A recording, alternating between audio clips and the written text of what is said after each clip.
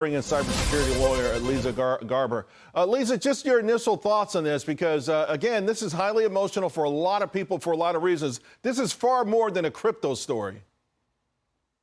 I agree, Charles. Good to see you. And I agree with your reporter, too. 25 years for a young guy does seem like throwing the book, but it's definitely and definitively not enough time for a variety of reasons. And the judge pointed them out related to Bankman-Fried. He likely will do this again, high rate of recidivism. He's not trustworthy. But also, it doesn't set the right tone for regulating crypto on the whole. And that's what a lot of attorneys and people in the field are so concerned about, because there's not enough legislation or regulation in the United States related to crypto as it stands. And so far, this process of regulation by enforcement, it's just not enough. And seeing this sentence, though it does loom large, is simply not sending the right message for wrongdoers. Yeah, I mean, we think about some high-profile cases. Bernie Madoff, of course, got 150 years, and he was 70, so this idea that this guy's going to get old in prison, he'll still be young enough to play paddleball or whatever the hell would be hot at that time. Jeff Skelling, I think, got like 24 years.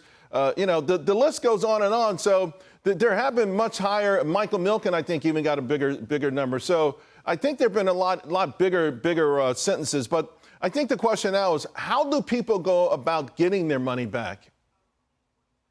It's going to be a lengthy process. And when you speak about comparing these sentences, sure, there are different amounts of money in play. And here it's about a dozen billion dollars, which is still a very large amount of money, but it's not as much compared to Madoff and some of the other offenders.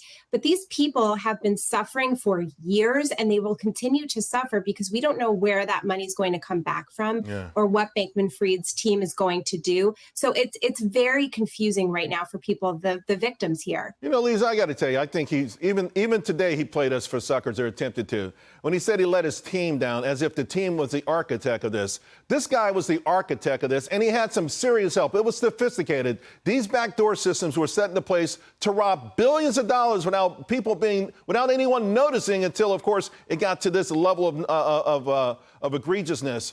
So I just hope, that maybe the trail doesn't end here.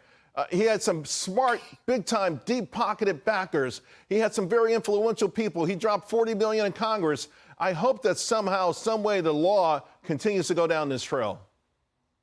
We have to catch up. And this is the problem with cybersecurity, with data breaches, with crypto. And that's right back to Merrick Garland's statements. You can't hide behind these shiny new things. We are smart. We are investing. We know we have to be careful with our money.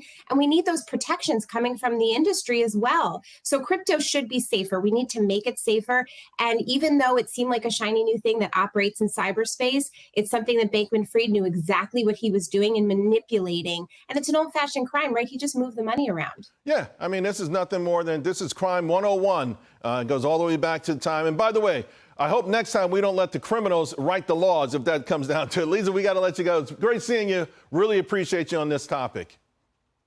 Thank you.